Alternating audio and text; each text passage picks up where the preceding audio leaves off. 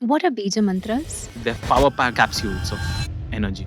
Best shloka to start with is this, where you rub your hands, bring that warmth to your eyes. First, gaze at the hands, because this is your medium for activity in the world. At the tips of the hands resides Lakshmi, the goddess of wealth. Invoke the grace of the goddess Lakshmi onto your fingertips. Kara Madhye Saraswati. What about getting more wealth and money? Mantra for health. There are specific shlokas for curing of all diseases. There is shloka number.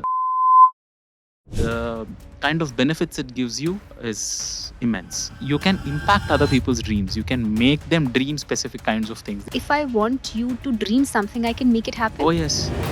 So R is impacting which part of the body? Manipuraka. Manipuraka chakra, which is around the navel. Just half an inch below the navel. It empowers you to throw your energies around and get things done in the world. U is at Anahata, at the chest region, and is Vishuddhi and upwards towards Agni. Manipuraka chakra, which is associated with the element of fire. Who are these people who have a sensitive Manipuraka? Who have a lot of ambition. It's fire. You're fired up. Agnya chakra, which is in the middle of the eyebrows, the third eye. The Bija mantra here for Vishuddhi was Hum, and here it is Om. You just look at things, you contemplate upon things, things manifest. All the manifestation people, it is Agnya through which things are getting manifest. It's empowering thought, which is the subtlest faculty we have to do things for you, to manifest things in the world.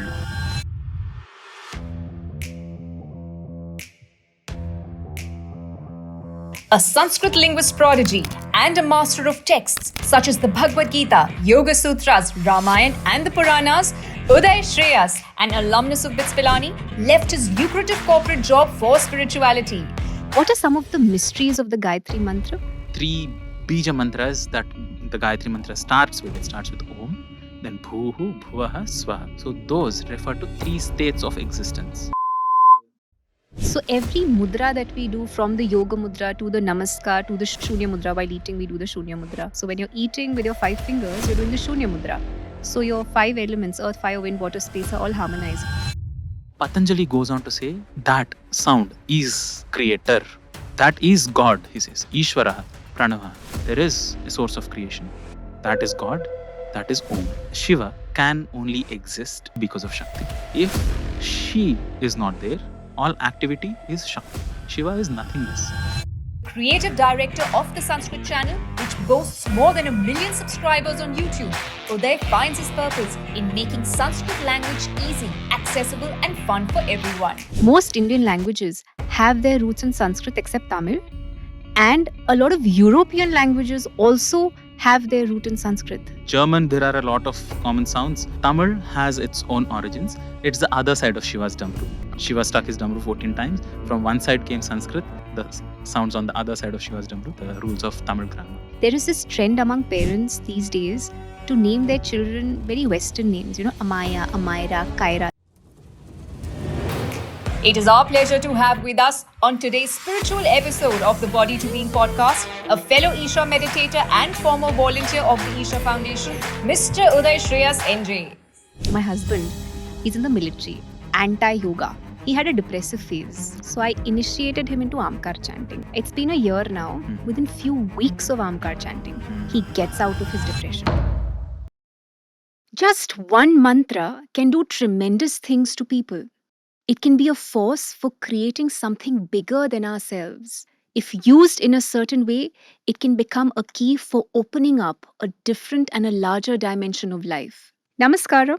I'm Shloka, a classical Hatha Yoga teacher. I'm also a diet and lifestyle expert. I'm very excited for this masterclass on mantras. If you haven't already, I'd be very grateful if you can subscribe to the channel, because unfortunately 97% of our viewers don't. Namaskaram, Uday. Namaskaram, Shloka. Thank you for coming. My pleasure. I'd like to know the significance of the Mudra Namaskar. Wonderful.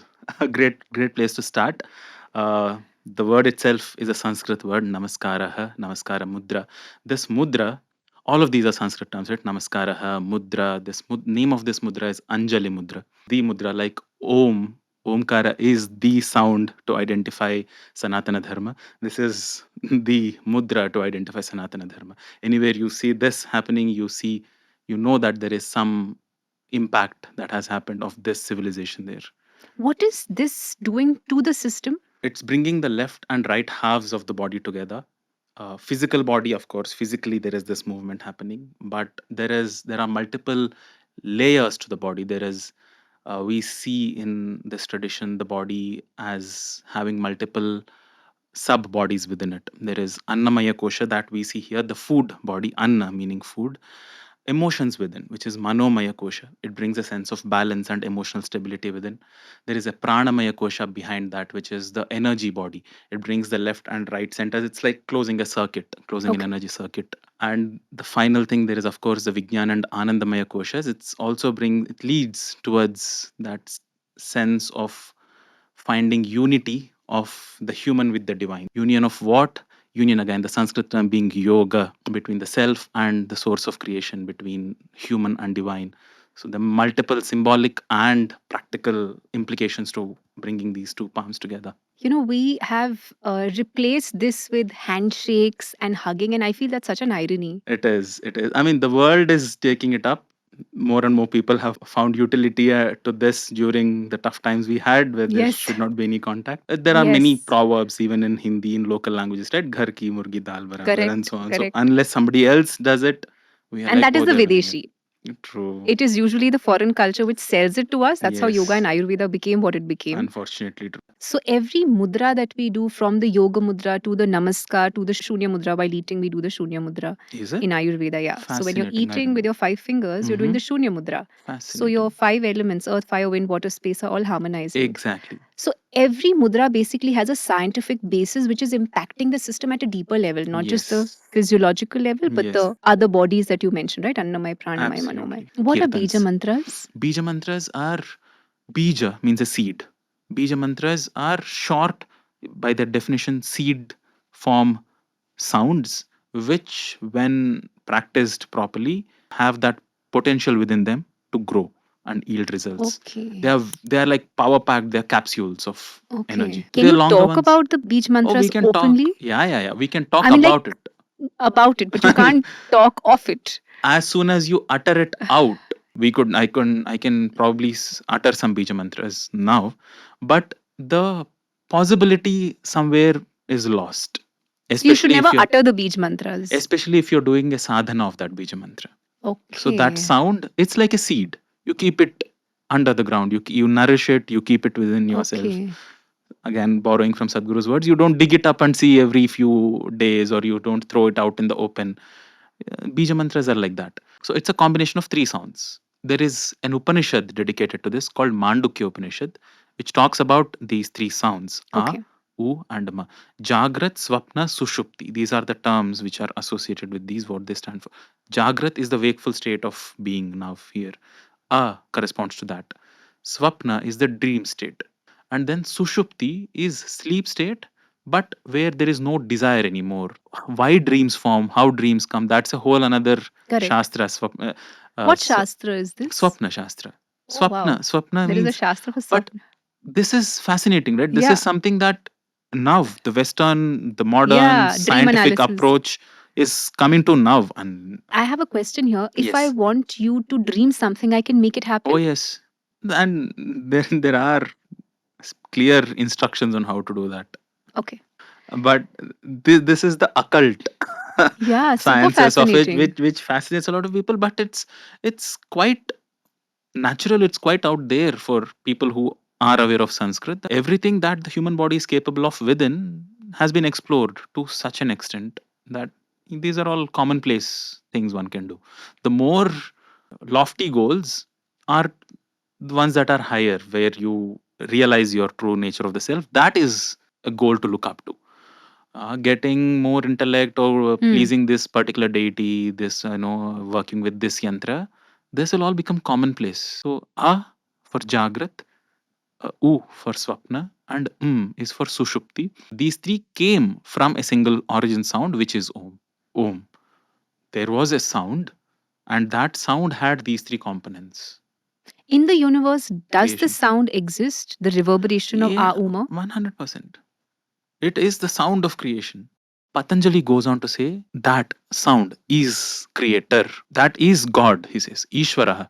Pranava. There is the source of creation, which is divine, which is God. That is the sound Pranava. That is it. No other devatas, Devi devatas, no Brahma, Vishnu, Rudra, no Ganapati, no Shakti, all of these in Patanjali Yoga Sutras. He is a very, very meticulous scientific sage. He just said, there is a source of creation.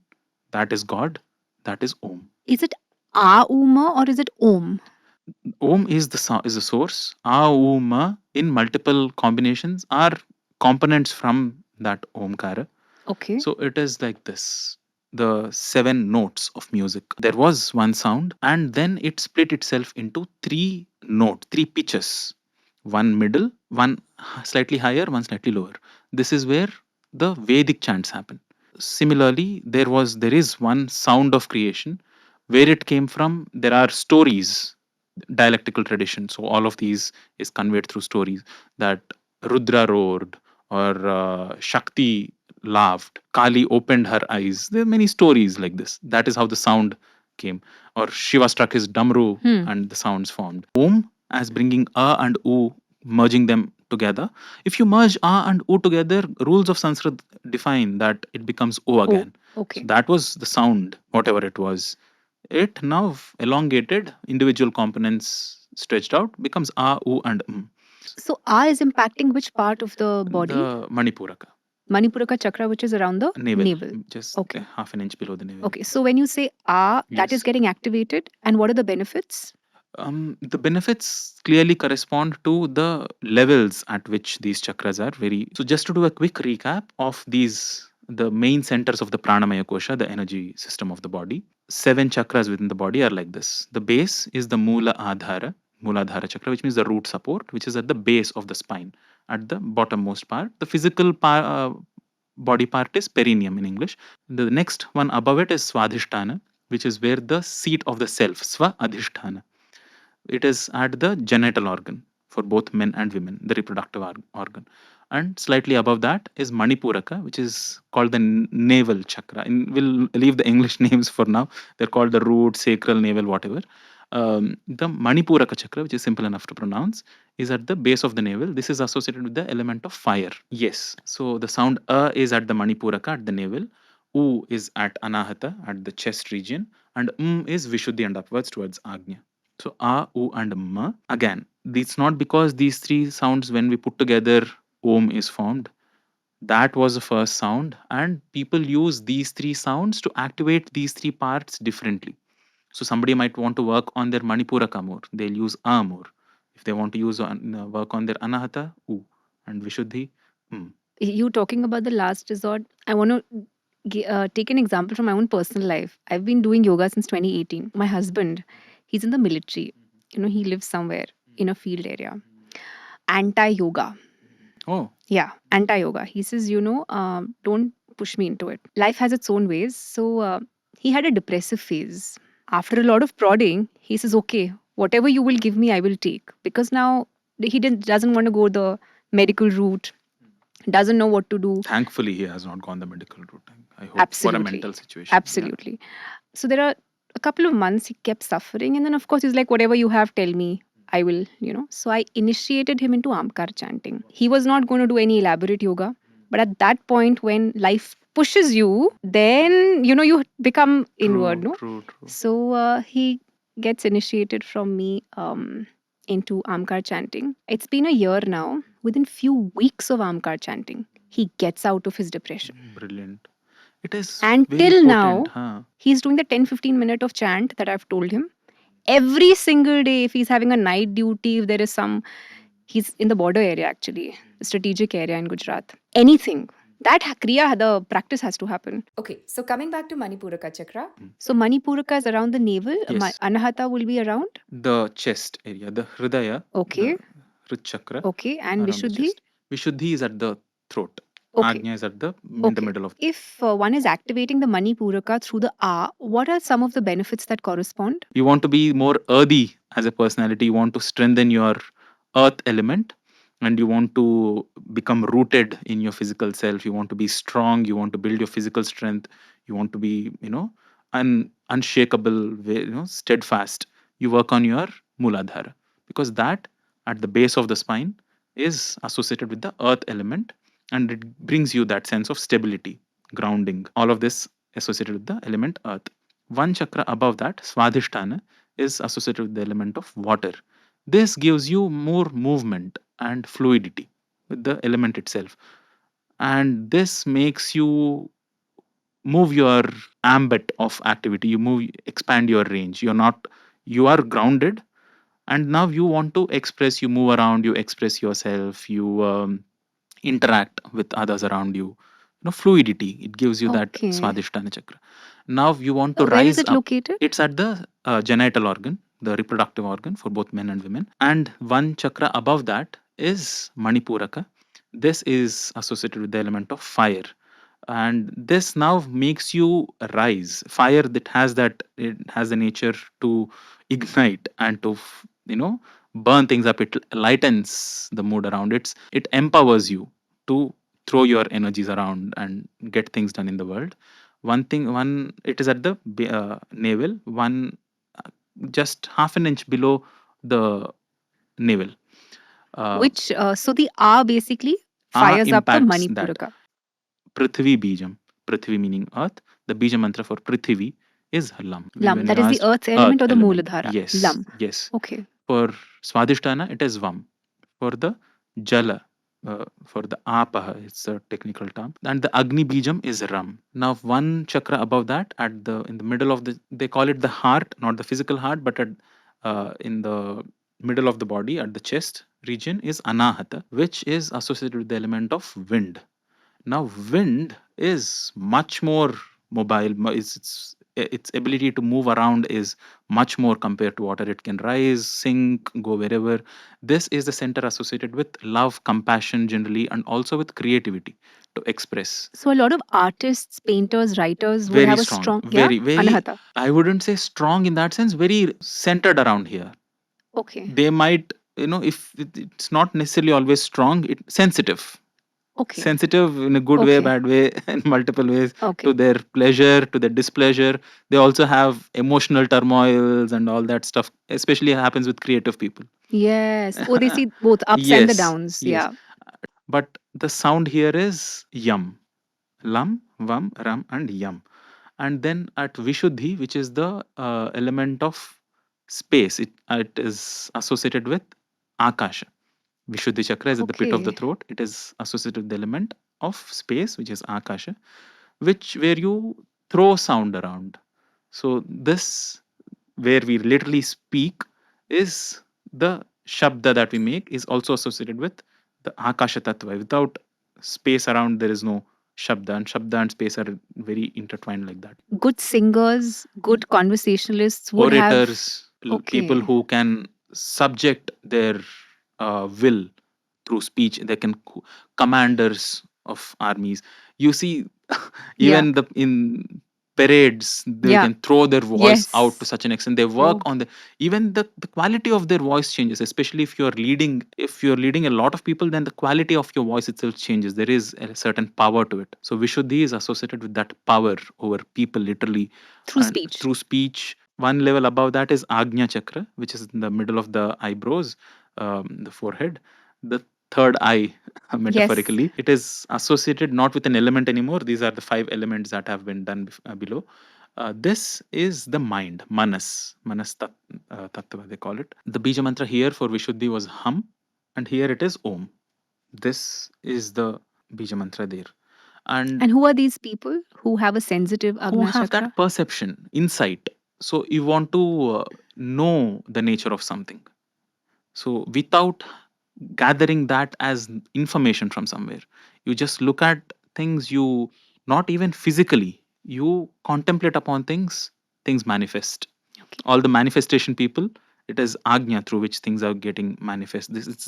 It's empowering thought, which is the subtlest faculty we have to do things for you, to manifest things in the world. To It's a vivid sense of imagination, a very Okay. Logic also. logic, intellect. Good logic people who are very Yes, logical will have a yes, good sensitive Agna chakra. yes. What about Manipuraka? Who are these people who have a sensitive Manipuraka? Who have a lot of ambition. It's fire. You're Okay. fired up. What are you Okay. fired up for usually? To do something in the world, to get something, to consume. Yeah. Fire consumes. So it's the consumption people. Mooladhara, who are these people who have a sensitive Mooladhara? People who are very stubborn in their outlook. It's not that only this people, Yeah. it's everybody has a different recipe of, Yeah. somebody is rooted in Mooladhara to some extent and Agnya to some extent probably. Yeah. But the traits of Mooladhara is to make you stubborn, grounded. The flip side of it is stubborn, positive side of it is strong willed. And also good physical health, na? Physical health, yes. Physical health, very strong immune system. Okay. All of this, the power to fight diseases.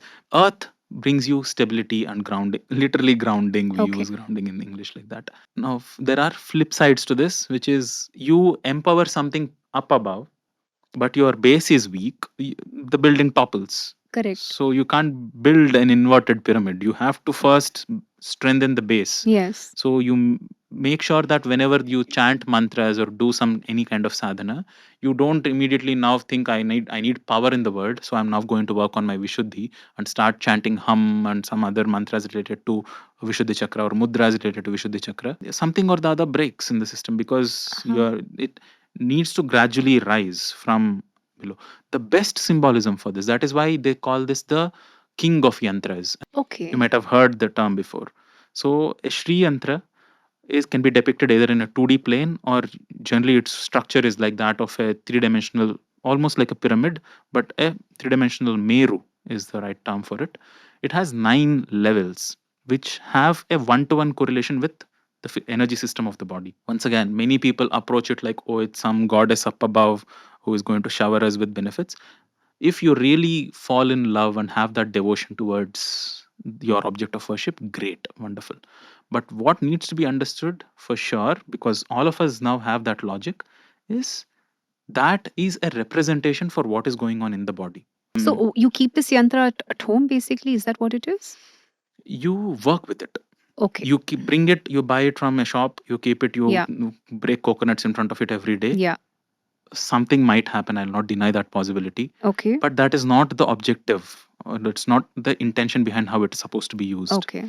The objective of a Shri Yantra is to use it for sadhana, not as Okay. wall decoration, not as another entity in the puja room, anywhere else. So hoping and praying that this will take care of things. Some or the other way, if your intention, longing is strong enough, it might happen. But it is a technology that is Okay. supposed to be used and worked with so that you can work upon yourself, because that is not some powerful relic like an mythical fictional thing that has now come here suddenly and it'll do things by itself. It is a representation for the human body and how to work with it. That is Okay. why there are, like I said, one-to-one correlation between those 9 layers and how the physical body is.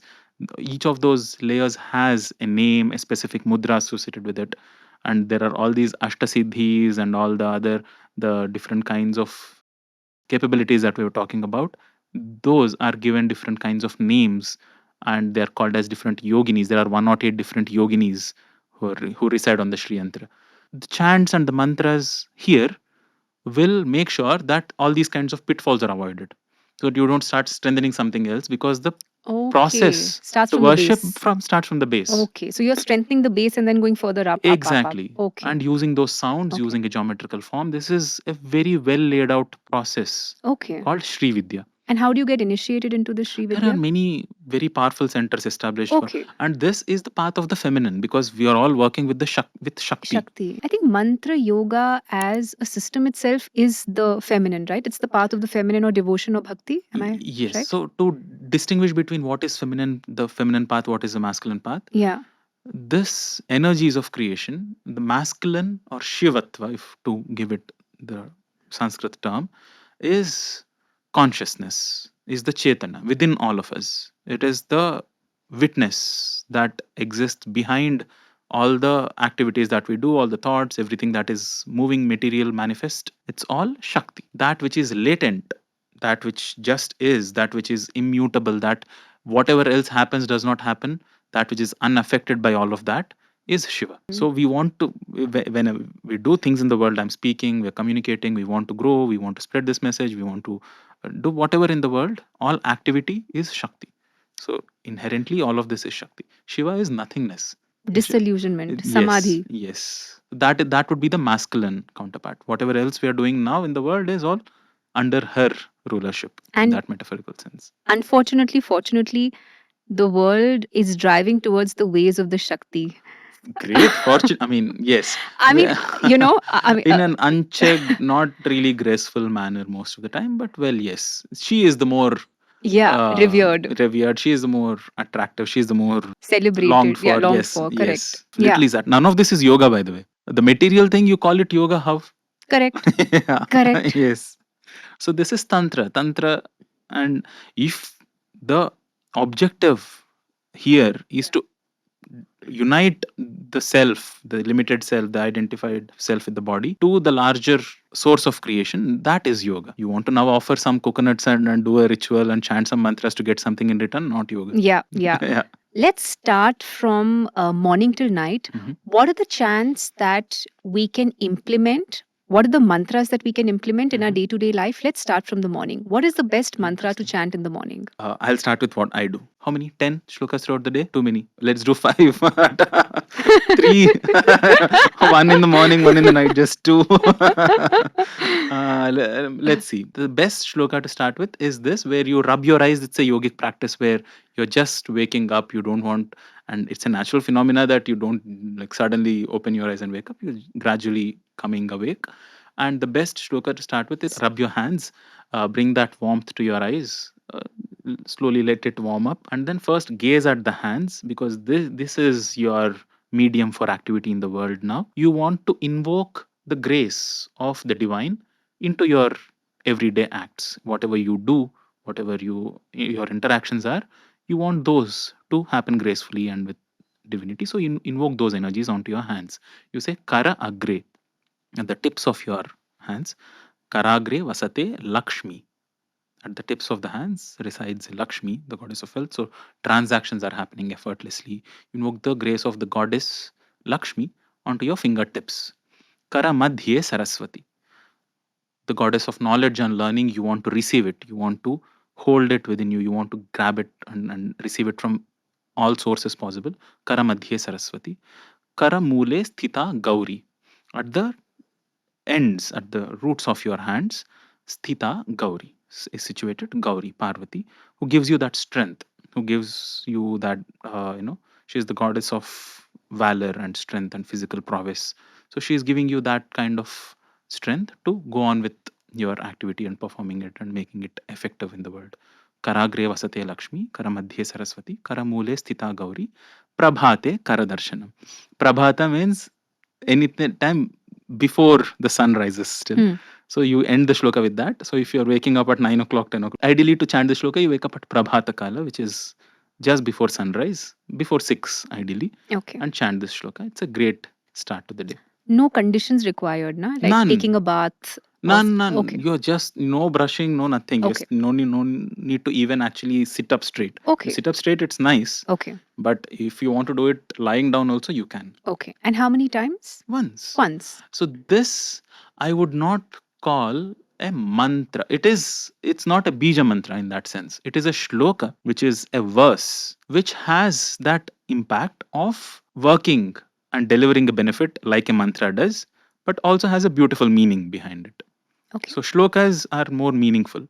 Now, if I say lam for earth element and ram for fire, doesn't mean anything as generally how meanings are understood. Correct. But when you were saying lam, yum, if I'm saying lam, I can feel my Mooladhara. I don't know if there's a connect between the Absolutely. sound and the chakra. Yes, but it is not the meaning in the conventional sense of meaning. Correct. But 100% that is how sounds impact creation around. So lam is impacting my Mooladhara when I'm saying the word lam. Yum is, I don't even remember what those, but I know yum is something to do with here. I forgot the rest. But Yeah, thing is it feels unbelievable because there is some sense of, is it even, how would it even work? Is it legit technology, or Yeah. I mean, it feels too good to be true, but it is a very subtle science of creation that has been leveraged, that has been first perceived and systematized and written texts about. People are trying, and how it seems almost unbelievable, with by just breathing in a certain way you can calm your heart rate down, you can bring everything else down, just air that we breathe. But that is the greatness of this civilization, that we have paid attention to the seemingly mundane things, which are, oh, what happens if my, why do I have 5 fingers? Nobody asks. In the entire civilization of the world, nobody would have asked why 5 fingers. What might they mean? How would I bring them together to form different things? Do they really affect, and how, what would their impacts be? It's definitely good to take all of these with a strong rooting in logic also, because without that and just doing finger touching to, to get success in the world, it's a pointless exercise. But to empower ourselves, to gain insight into the functioning of creation, functioning of the body within, and to leverage that to work to to do better things in the world, it's a great way to use these technologies. Early in the morning, what do I do thereafter? Yeah. Before taking a bath, it's there is one very beautiful shloka. If you are in a lake or a pond, at least a bucket, it can be done well. In a shower head, it's slightly more difficult. You can gather it into your palms and do it, which is this is a very popular shloka. Most viewers might also know it. Gange cha yamune chaiva godavari saraswati narmade sindhu kaveri jalesmin sannidhim kuru. This too is an invocation of bringing in all the holy waters. Again, the names themselves hold the properties of these water bodies. It is not that they were named randomly. Okay, you take Ganga, you take Yamuna. They have their names themselves, calling out their names and asking them to reside in the waters that I'm now going to bathe, so that I can purify myself with these. Is that beautiful shloka? 2 shlokas. Yeah, I think There morning is is. okay. Then what do people do? They do their sadhana. There is, of course, if they do, they have their own invocatory chants. For food, before food, there is wonderful shloka. It's from the Bhagavad Gita, which goes Brahmarpanam, Brahma Havihi, Brahmagnav, Brahmanahutam, Brahmaiva Tena Gantavyam, Brahma Karma Samadhina. This is a slightly more complex one. Can you explain the benefit? Yeah, the benefit of this. So this is to set a sense of what the process is, because we are consuming life now. Whatever is in our plate was once alive, it had potential, and either vegetarian food, non-vegetarian food, doesn't matter, that was life in our plate now, and we are consuming it and now becoming life. To hold that transaction, which is one of the most intimate transactions in our life. We think physical sexuality is one level of intimacy.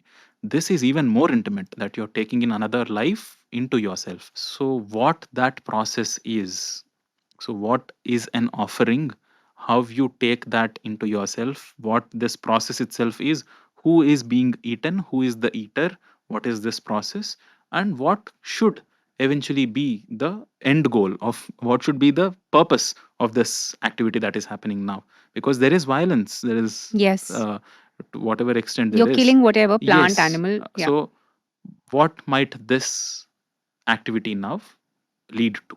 Yes. That is the direction that is being set there. In Bhagavad Gita, this shloka being from Bhagavad Gita, Shri Krishna says, whatever is being offered, that too has in it the source of creation. That is Brahma. Brahma Arpanam. Brahma Havihi. In the shloka context, it refers to a yajna happening, which is a fire ritual where you're pouring different offerings into the fire.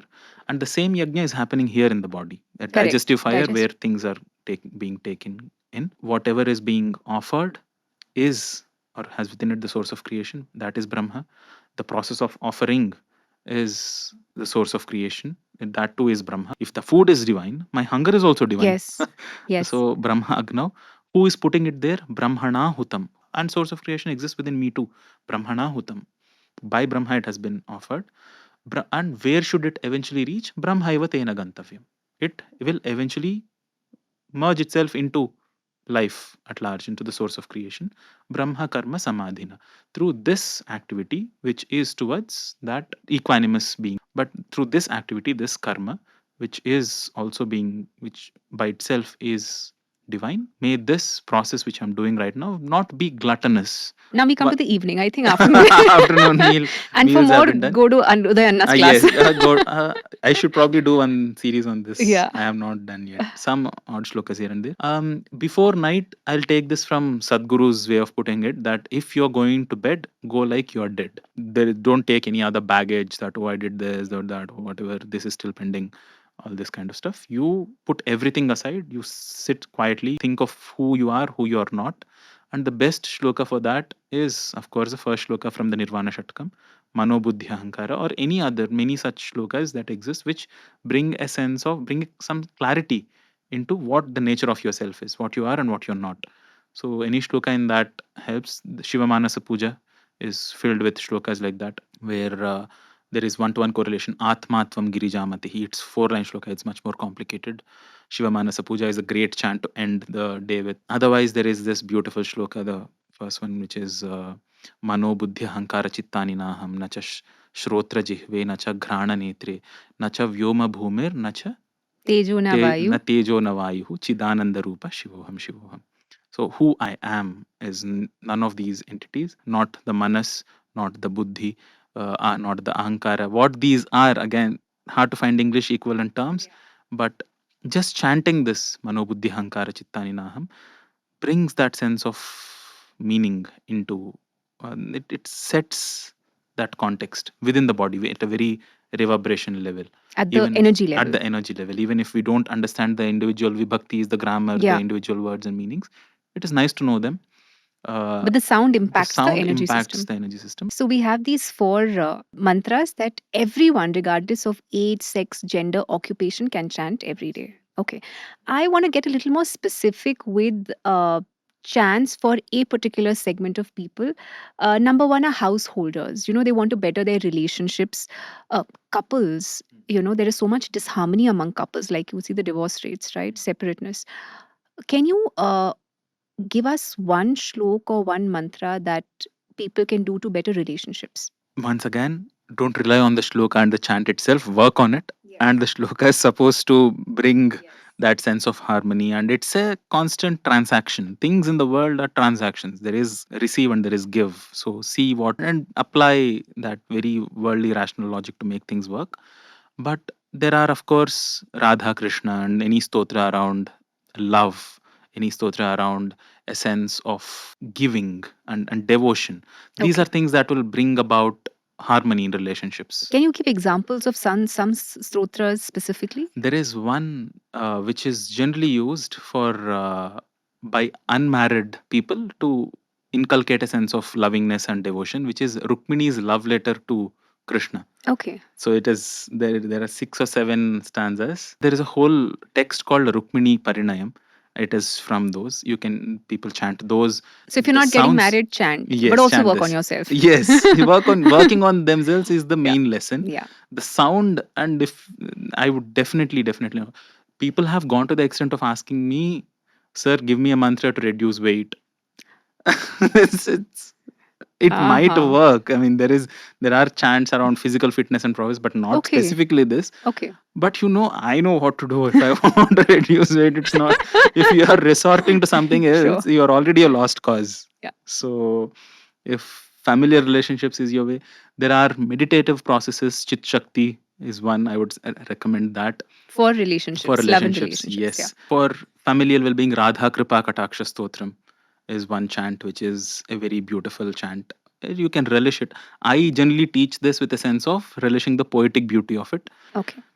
Saundarya Lahari, which is a stotra of 100 shlokas composed by Adi Shankaracharya, has one benefit per shloka and one bija mantra and a yantra for every shloka. And it covers every kind of worldly need there is imaginable.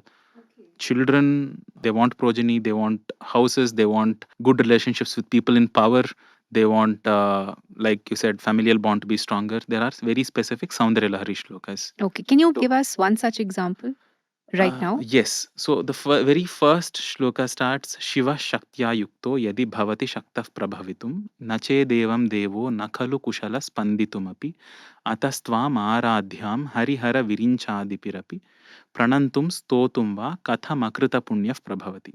Not small shlokas, slightly longer, four lines. But the prescription is you learn this one shloka, no need to learn all the 100. Go for the shloka that I just chanted, which is the very first shloka. It says Shiva can only exist, is capable of even existing only because of Shakti. Correct. If she is not there, he is as well as good as a corpse. He's not even capable of responding. Forget acting. Even to spanditum. Spandana is a response to a stimulus. He's not even capable of a response. Na khalu kushalha spanditumapi. When Shiva Shaktya Yuktah Yadi Prabhavitum Shaktah. Capable, the word that Adi Shankara uses is Shaktah Bhavati. सशक्त होता है. जब शक्ति के साथ है तो सशक्त है. You see the word play there. So he's capable of acting only when he's with Shakti. If not, he's not even capable of responding. Therefore, Tvam Aradhyam Harihara Virinchadibhirapi, to worship you, who is worshipped by the greats of Shiva, Brahma, Vishnu, and Shiva themselves. If I am going on this journey now with the first shloka, how could somebody who has not done any punya in the past be able to do this? With this, he's slightly hinting at it's a great fortune of mine.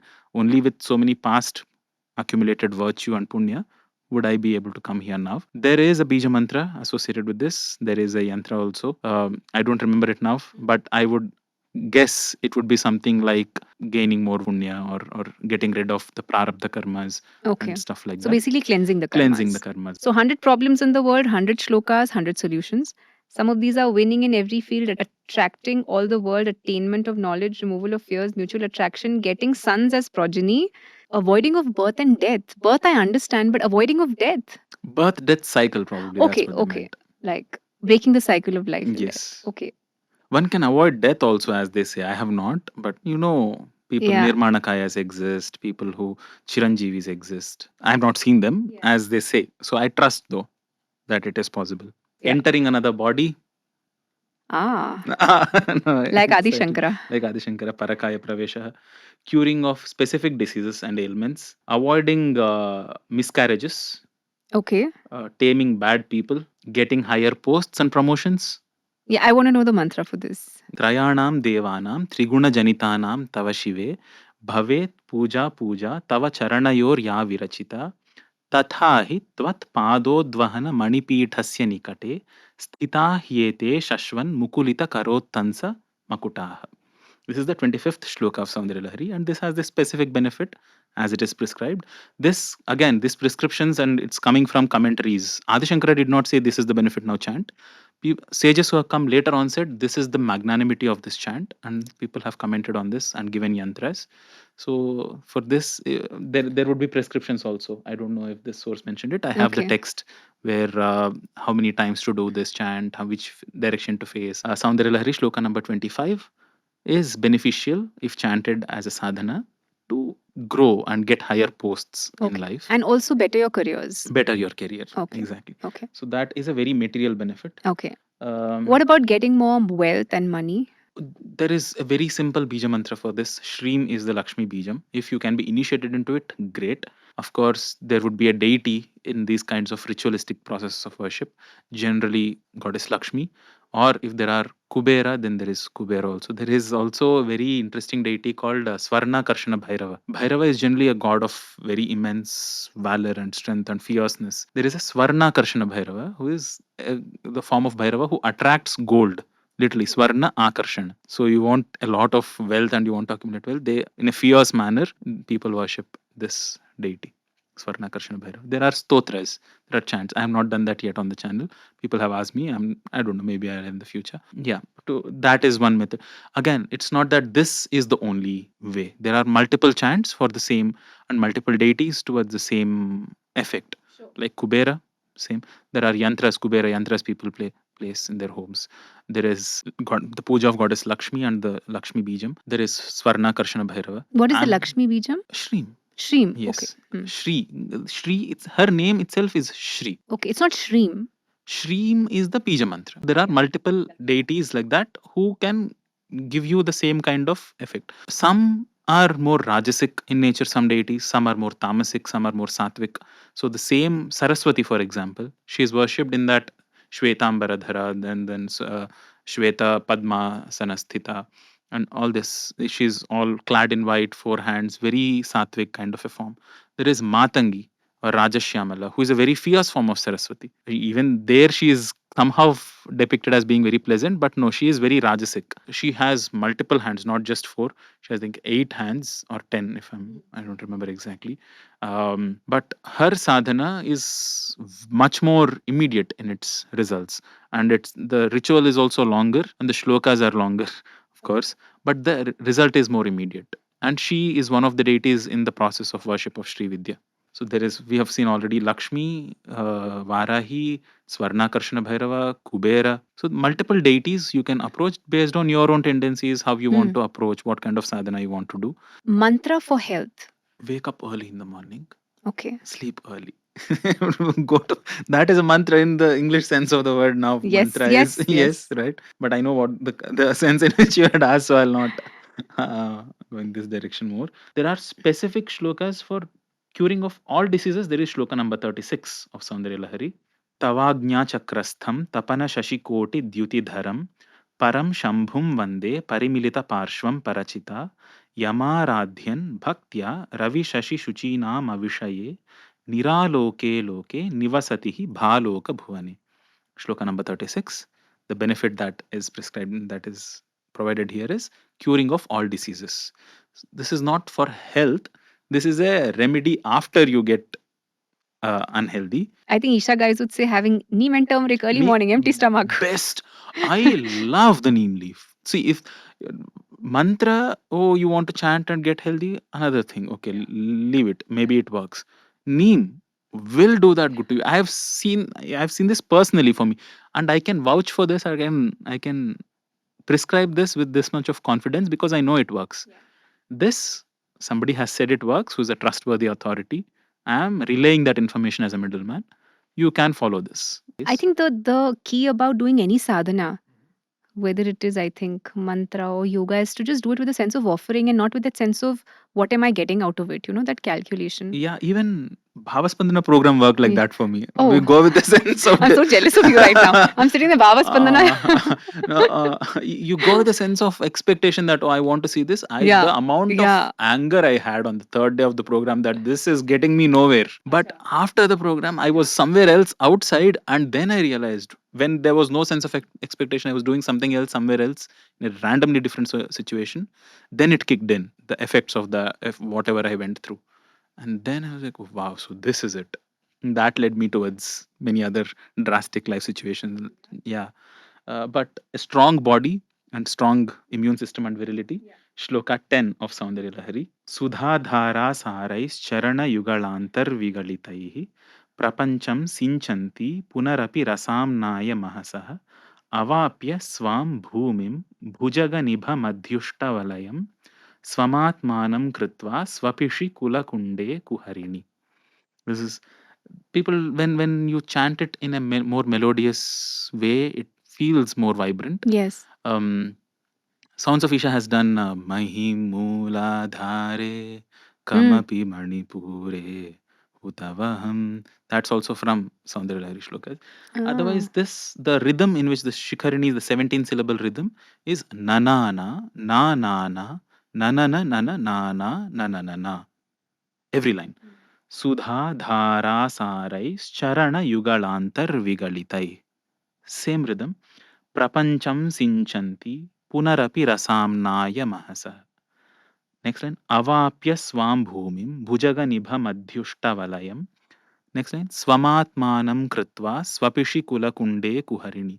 And if you add some melody to it, Sudha dhara sare charana yugalantar vigalitai prapancham sinchanti punarapi rasamnaya mahasah avapya swam bhumim bhujaga nibha madhyushtavalaya swamatmanam kritva swapishi kulakunde kuharini. It's a beautiful chant. Yeah. It's relishable. You get enormous joy out of it. Forget the problem you have, even if it gets solved, doesn't get solved. This shloka, there is a prescription that you do it for a certain number of times, offer this naivedya, consume it, you get a strong body. There are the more elaborate you make the ritual, the more immediate the benefit, Okay. right? So it's Yeah. only natural. So you arrange the situation in such a way. You have a deity in front of you. You chant it. Your intensity for it. Yes. The intensity of your chant also decides how immediate your benefit is. Yes. So all of this. So there is like I said, there is a yantra and a bija mantra. These yantras are much smaller. These are not like the Shri yantra. Something that you can draw on the ground within minute. So you draw that, you have that bija mantra in front of you, and you chant these shlokas. They take care of this. What are some of the mysteries of the Gayatri mantra? It is a very potent chant. The sage who realized this mantra, who gave the world this mantra, is Sage Vishwamitra. The chant, he is a sage par excellence. He is an extremely capable rishi. But that kind of a man is now known only because of this mantra. It is this mantra just changed his entire identity. Everybody knows Vishwamitra. Vishwamitra, he got the name Vishwamitra, a friend to all of creation, because he gave the world this Gayatri mantra, mantra. Gayatri mantra. So because that was his contribution. He was the one who taught Rama everything he knew. He was the one who brought an end to the entire saga as we know as Ramayana. But no, not for all of that. He's known as Vishwamitra because he gave the world such a brilliant, such a potent, powerful mantra that it has now shaped his identity. Many people think it is some kind of spiritual a chant. It is a very, very direct material, a lot of material benefits, very laukika kind of a chant. It has that in very unique, interesting benefit of taking care of w- worldly needs and also propelling one towards spirituality. The other ones, like we have seen Soundarya Lahari, the benefits, the shlokas, they all still keep you in the materialistic plane. But Sri Vidya and some, there are these other subtle, very powerful methods which are called Bhoga Moksha Daini, which is it takes care of you now as you live here, your well being, and also grants you liberation at the end. And it's directed towards the sun deity. Most people do not know this. Eventually people have personified the energy of the sun, the Shakti of the sun, as Devi Gayatri, who has 5 faces of 5 different colors, and she was holding weapons, and she has become Gayatri Mata. But the Shakti, that Gayatri, corresponds to our sun, the literal sun that is glowing in the sky. And Savituhu, that the Savita, that is the name that is used for sun. Three bija mantras that the Gayatri mantra starts with. There is, of course, the pranava. It starts with Om, then Bhuhu, Bhuvaha, Swaha. So those refer to 3 states of existence. So everything in creation, you can kind of look at it that it is 3 dimensioned: past, present, future, the earthly plane, the celestial plane, and the heavenly plane, and the cosmic plane. So these kind of threefold divisions. Jagrat, Swapna, Sushupti, we just saw, wakeful, dreamy, and deep sleep. So this mantra is designed to take us beyond this threefold state of existence. It is slowly moves us from a very material, grounded uh, kind of existence to a subtler form of being, and it makes our energies subtle. It takes us very effortlessly into very deep states of meditativeness. That is why it is Okay. used in Sandhya Vandanam. The word Sandhya means Samyak Dhyayat Yasmin iti Sandhya. A time when dhya happens well, some, is Sandhya. So this mantra, because of its nature, Gayatri mantra, is designed in a way where it takes one into very deep states of meditativeness effortlessly, and it energizes the whole body. It gives health because it is the energy of the sun which is being sought after. It Okay. propels our intellect. Dhiyo yonah prachodaya. That is what the seeking is. May it prachodana is to lighten up, to propel what our dhi, buddhi, intellects, physical well-being, health, intellectual well-being, and slowly taking us from material to spiritual planes of existence. Gross to subtle. Yes, multiple benefits of Gayatri mantra, and it's such a potent mantra And that one of the most famous, I think. it Yeah. is because it is ubiquitously used, and it is so Yes. potent, and What people, is the correct way to chant it, and when should you chant it, and what are the conditions? the correct way of chanting it is to learn it with the swaras. Brilliant that all of this is coming back. That I mentioned that there is one sound and giving the analogy of Om and Aum to music and the Udatta and Udatta Swarita, which are the technical names for the middle note, the lower note, and the higher note. That Bhur Bhuva Swaha Tat Savitur Varenyam. I'm just saying it out all in one flat tone. It's not Om Bhur Bhuva Swaha Tat Savitur Varenyam Bhargo Devasya Dhimahi. It is with the swaras. So one of those aksharas is at a lower note, the next one is at a higher note, and people will find which is lower, which is higher also on the internet. There are notations. But when you learn it, there are so many pitfalls that can happen. For example, instead of saying any sound, so dhiyo yonav prachodayat, somebody can say di. Yeah. There is a difference between the and dha. There's a difference between na and na. There's a difference between sa and sh. Not just as sounds, but the meaning itself. Yes. So very simple. So sakala, everybody knows, is everything, all, complete, whole, is sakala. Shakala literally means a fragment, one aspect of something, just a part. That is why this phrase shakal. Again, multiple other places where shakala means a small piece of something that is whole. Sakala and shakala are complete antonyms to each other. Like chitta and chinta. Exactly. Yeah. See, the small nuances here and there, changes of pronunciations. Yes. So that is one of the aspects of Vaak Shuddhi, which is to pronounce something purely, to purify, to refine one's speech. So in mantras, the enunciation becomes very, very important, right? Extremely important. Because many foreigners, for example, they think, "Arey, we are to chanting." Foreigners and even South Indians, people who speak Tamil as their first language, many times they're not able to pronounce it properly, and they think it's fine. Yes, Tamil has mantras of its own. Yeah. Definitely, when it comes to Sanskrit mantras, native Tamil speakers are at a slight disadvantage because there are no Mahaprana sounds. Okay. There is no dha or Yes. pha or Yeah. gha Yeah. in Tamil. Yeah. There is ka, nga, cha, nya. It Yeah. goes like this. Yeah. So, So what are the dangers of mispronunciation? there are Puranic stories where a poor man, he is defeated by Indra, and now he wants to get a son who kills Indra. But he, after a lot of tapas, when he is asking that boon, so that Indra is safe, Saraswati comes and does a small play on his tongue, where instead of asking one way, where the word would have meant grant me a son who kills Indra, slight, very minor mispronunciation makes it grant me a son who gets killed by Indra. So, a very sad kind of an outcome. It's a Puranic story. All of these are lessons, life lessons kind of stories. Puranas, or they need not be taken literally. And who Indra is, what he stands for, again, it's all very metaphorical.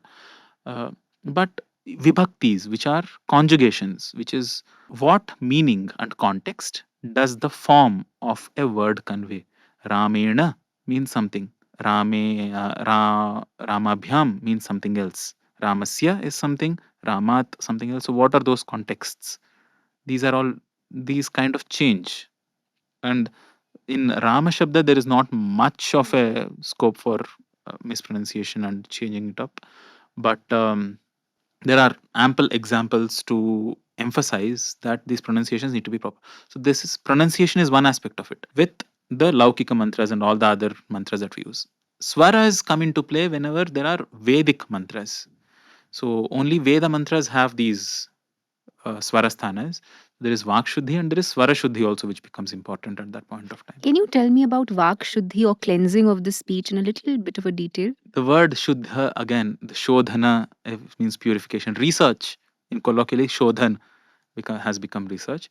But that which is pure can be thought of as being pure in multiple ways.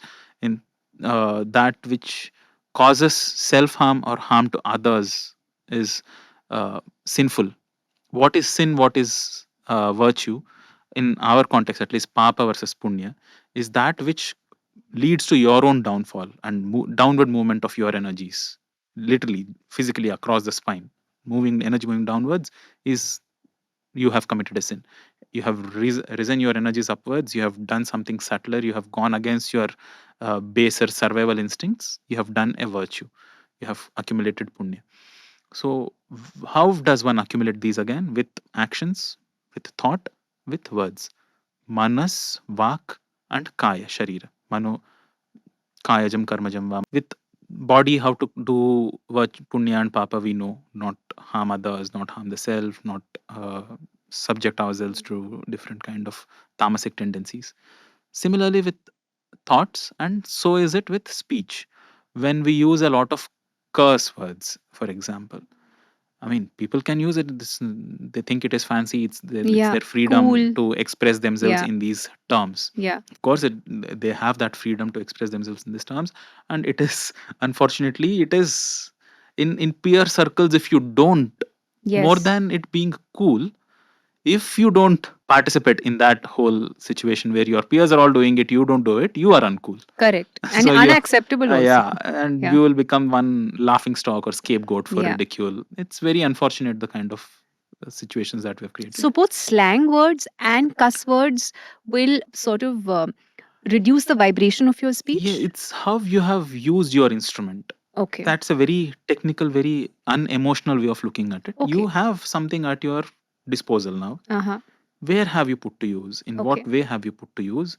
Will of course affect the quality of your instrument. Okay. That is so. What about over communication? Many people talk a lot. All of these is it compulsive versus is it conscious? Do you really have so much to convey that when you speak you are holding people's attention and you have communicated so much and something of value, or are you just rambling on and people are bored and people don't want to listen to you, but still it's a barrage of sentences from. It's the same with thoughts. Is thinking good or thinking bad? If it's in your control, it's good. Overthinking, if you can really think a lot and think deep, it's a great blessing. Overthinking, people are not saying they are thinking a lot. People are thinking beyond their control. Things are happening unconsciously without you go to bed. Things are going on in your mind. You have nothing else to do. You want to catch hold of somebody and gossip. These are the instruments we have: the body, mind, and speech. How we put those instruments to use will hone or refine the quality of those instruments, and this eventually leads to something called siddhi. There is a kaya siddhi, there is manas siddhi, there is vak siddhi, where the words that you say will naturally develop a certain potency within themselves to again manifest. Is a very loosely thrown around word, but they tend to come true if you consciously make use of that instrument.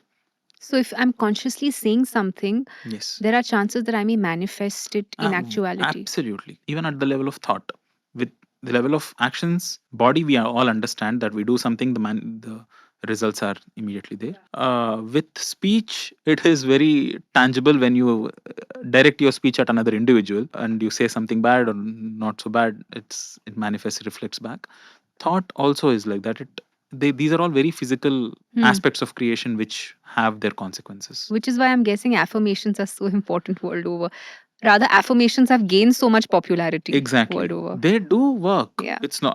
I will concede that they have their impact. It's an extra coating. It's a surface level Okay. solution. Okay. You're not, if somebody is struggling with a lack of confidence in what they're doing, where in anything that they're approaching to do, that lack of confidence, instead of addressing where that lack of confidence is coming Yes. from, is it because there is not enough information, not enough skill, is it because of some kind of social pressure, whatever affecting that, somebody else and says, no, I'm confident, no, I'm confident, and you affirm whatever else, something that is latent underlying cause is not treated. Yes. So, and it might seem like there are some immediate benefits, but it will manifest itself. The latent problem that has not been fixed will manifest itself in a different solution, unfortunately. So these chakras that we've just looked at, are there any mantras specific for these chakras? The fascinating part is the entire language, the very alphabet of the language, it has a one-to-one mapping for each of these chakras. For example, the Muladhara chakra, which is at the base of the spine we have seen, it has 4 branches coming out of it. And each of those branches has a sound, which is a mantra for that particular aspect of energy. So the 4 sounds for Muladhara chakra are Vam, Sham, Sham, and Sam. Why Vam, Sham, Sham, Sam here? It will be clearer if we go from the top down instead of from the bottom up. at the Vishuddhi chakra. Vishuddhi chakra is said to have 16 petals or 16 branches. Each of these chakras are called as a lotus. And these lotus petals have sounds which are mantras associated with each of them. Vishuddhi has 16 such petals, and they are all the vowels of the Sanskrit alphabet. So am, im, im, like that. It goes. There are 16. They also count rum, rum, rum, rum, aim, I'm, om, like that. And it Okay. counts up to 16. Again, it's feeling here. Yeah. These are all vowels. These are Yeah. swaras Yeah. from the throat. Yeah. And they are also the bija mantras for the 16 branches of energy branching out. They also have specific devatas associated with each of them. Can you imagine? For every letter of the Sanskrit alphabet, there is a devata. And in Bharat, there are different Shakti Peethas which are associated, where people can go and do sadhana on that particular sound Wow. to activate that particular chakra there. Coming down anyway. So this whole land was very consciously crafted for spiritual and self upliftment. Coming down towards Anahata has 12 branches coming out of it, and here all the vowels were done. From here on start the consonants. From come to, if you count until you keep going on for 12 letters, you reach come, khum, gum, ngum, chum, like that. You go until thum. So come to tha. Again, they're all touching here. Yes, You they can feel it. Yeah. so they energize, they form, or they are associated with these branches of energy. And they get activated, right? Yes, that is the nature of the branch channel of energy that is going Okay. there, that this sound is associated with it. And below that, at Manipuraka, which has 10 petals, 10 branches coming out of Manipuraka. So until thum was done there, tha. The next one, da. To, you count da, ta ta da dha, na, ta, tha, da, dha, na. You go until fa.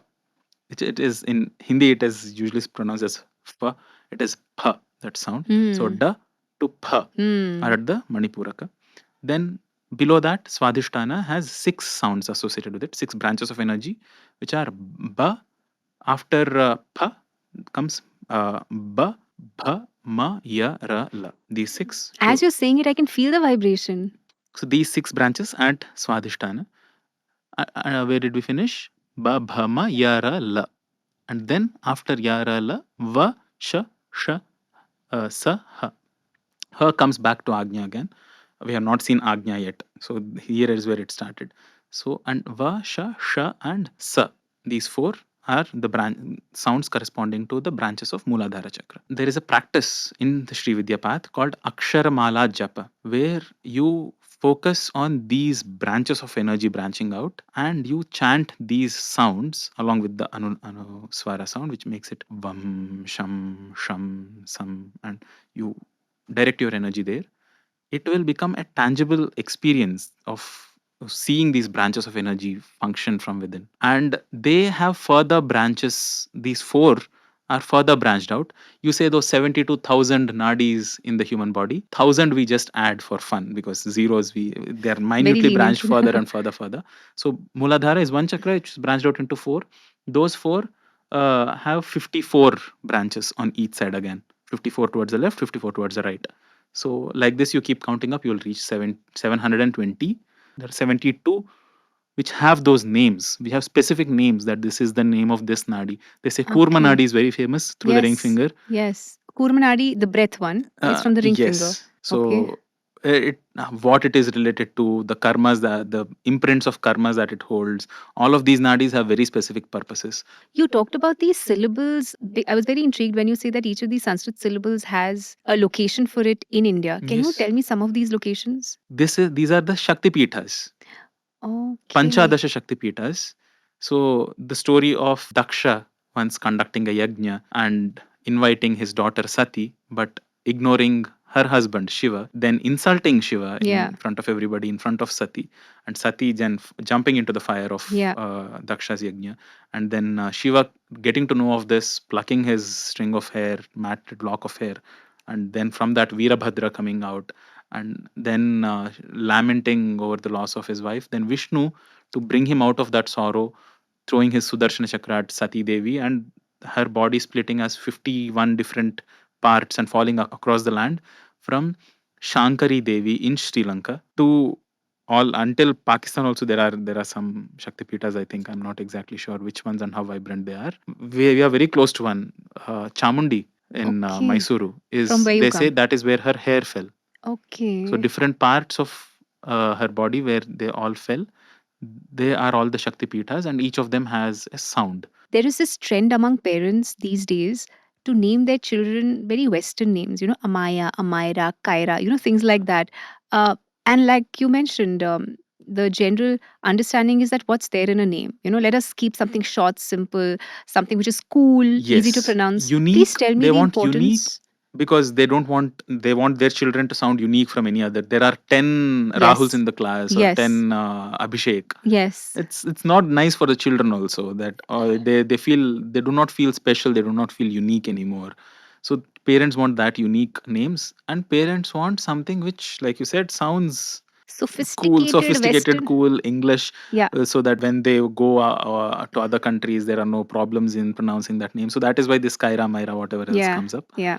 Ahan, Vihan, Uhan. Yeah, yeah, So yeah, this yeah. They're kind of, not Sanskrit names, no? no, not some of them might end up being, Okay. and there's so much misinformation now that Yeah, because there's so much demand yeah. by parents who want to name their kids something unique, they now trust any and all source which says this is a Sanskrit based name, this is that, this means Ganeshji, or this means light, or this means whatever is love. Unfortunately, the larger population is not at a stage where they can validate or they can authenticate that information for themselves. But I would say the nature of Sanskrit and the sounds themselves and how they can combine, there is enormous. It's not that Sanskrit literature is all used up. It's not like Uday, Abhishek, Rahul, and Kriti, or these are all the only names there are, and all of them are used up, and we have all been named. You can only repeat names now. You can form new words. You can small, simple words. It need not be Gajagamini to sound something unique. It can Okay. be something very short. One of my colleagues named his daughter Vibhavari, which I found was a nice name. Okay. It's again, it's not too Western friendly, but we need Hmm. not be that. It Hmm. not be so Hmm. simple, single or double syllable word to make it cool. But it's not too hard to do that. One can make very meaningful, simple, Western friendly. Unfortunately, which is a requirement, meaningful, and which impact the child in a positive way. That is more important than all of this. There is a whole, again, shastra of how to name children based on the nakshatra they were born in. What are the syllables their names should start with? Like we looked at it. It shapes the personality of a child. It's work that needs to be done. There are a few people who are doing it, not of course including all these criteria, because too many conditions also Yes. now. It needs to be cool also, it needs to be Yes. short syllables, it needs to have a meaning, it needs to fit in the nakshatra of the kid. Unique. You yes. I'd like to understand the connection between Sanskrit and mantras. Mantra is a sound that one repeats. What the definition of it is, mananat trayati iti mantra, which means that upon internalization, manana is, people translate it as repetition. By repeated internalization of a specific sound, a sound which is capable of delivering a result is a mantra. So you keep saying it over and over and over again. It's about You repetition. It's about internalization. Manana.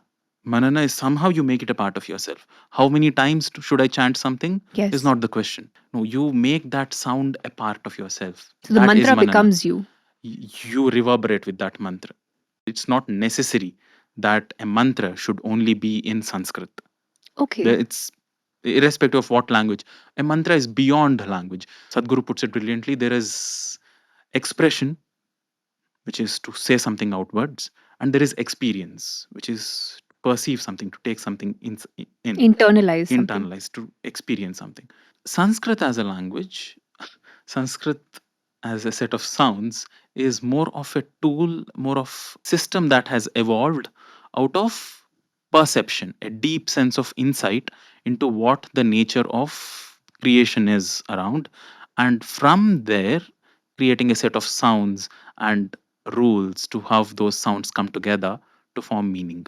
So Hmm. mantra is not necessarily part of language. Okay. but with language, with a set of sounds, especially a language that has been so carefully crafted, very consciously crafted, you can now you can now perceive mantras which end up having meanings. Meaning is a language phenomena, sound is a natural phenomenon. Correct. So now having that set of sounds which also have a meaning is a marvelous thing to Gayatri mantra, Mahamrityunjaya mantra, or any of these stotras, Aditya Hridayam, Lalita Sahasranamam, Vishnu Sahasranamam, all of these names, the names of our deities, all of them mean something. So Ganesha means something, Shiva means something, Vishnu, Lalita, or Parvati, all of them have meanings. At the same time, they hold within them an essence of the deity themselves. I came across this fact that most Indian languages have their roots in Sanskrit except Tamil, and a lot of European languages also have their root in Sanskrit. Yeah. It was a Wow. surprise to me too. Lithuanian, I think, and German, there are a lot of common sounds. I'm yet to do my research on how much that overlap is, but definitely Tamil has its own origins. It's the other side of Shiva's Damru, as the story goes. Shiva struck his Damru 14 times. From one side came Sanskrit, and Panini heard it and made rules of Sanskrit grammar. The other side, Sage Agastya heard it, the sounds on the other side of Shiva's Damru, and made Tolkapiyam and the rules of Tamil grammar.